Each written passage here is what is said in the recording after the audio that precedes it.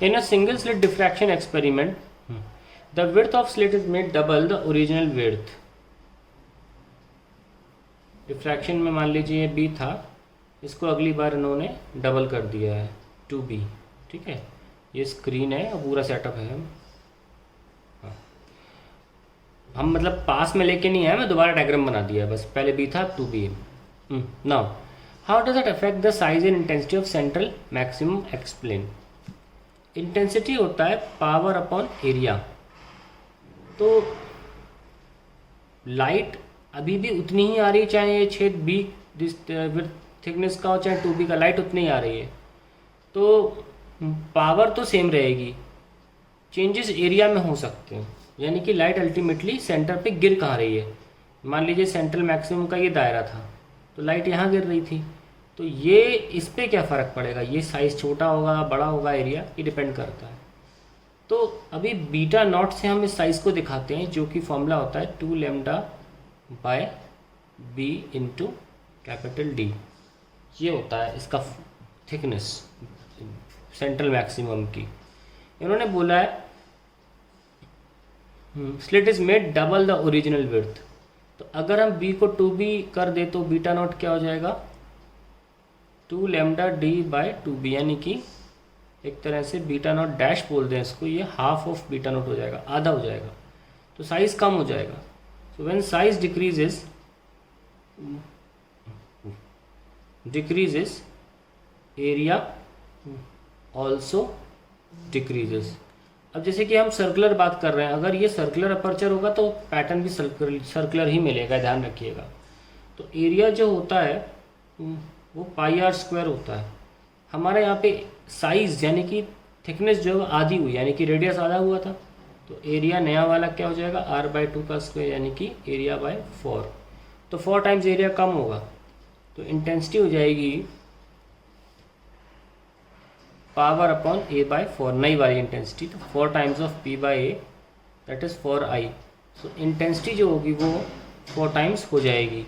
Size कैसे होगा? Size तो हाफ हो जाएगा, हाफ। ये मैंने अभी निकल के दिखाया आपको। Now draw a graph showing variation of intensity i with angle theta in single slit diffraction. आइए देखते हैं बी पार्ट इसका। इंटेंसिटी का फॉर्मूला था I not sine square beta by beta square. अगर मैक्सिमम चाहिए हमको पता है 3π/2 से स्टार्ट करना पड़ेगा। ठीक है, तो ऐसी बात करेंगे तो बीटा स्क्वायर हो जाएगी, साइन ये तो -1 दे देगा, और बीटा स्क्वायर की बात करें तो क्या मिल जाएगा? 3π/2 का square that is 9π²/4 that is 2.25 into 10। मैं पाई स्क्वायर को 10 ले रहा हूँ, अप्रॉक्सीमेटली 22.5, अप्रॉक्सीमेटली 22 ही ले लेता हूँ। सो इंटेंसिटी आ जाएगी -1 का square upon 22 that is I0/22। ये पहली इंटेंसिटी थी, ये फर्स्ट इंटेंसिटी थी। ध्यान रखें कि सेंट्रल मैक्सिमम की इंटेंसिटी तो I0 होती है। तो पहली इंटेंसिटी 22 गुना कम हो गई। दूसरी इंटेंसिटी, अब बीटा की वैल्यू फॉर सेकंड मैक्सिमम, और सेकंड मैक्सिमम कितनी हम ले सकते हैं? 5π/2। सब आपको डेरिवेशन बताया जा चुका है।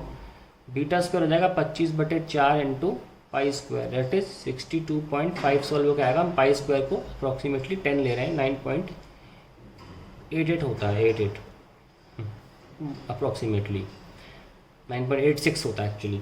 10 ले लेते हैं उसको। और आई नया सेकंड वाली क्या आ जाएगी? साइन 5/2v प्लस 1 का स्क्वायर होगा, और ये आ जाएगा 62.5। हम अप्रॉक्सीमेटली 62 ले लेते हैं।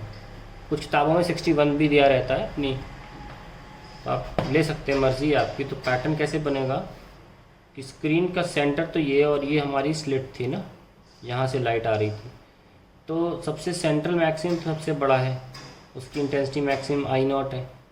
अब अपने अंदाज़न कोई भी स्केल से आप 22 गुना कम दिखाने की कोशिश कर सकते हैं। ये लीजिए I0/22, और अब ये बहुत कम हो गया, I0/63 ले लीजिए, चलिए 62 ले लो।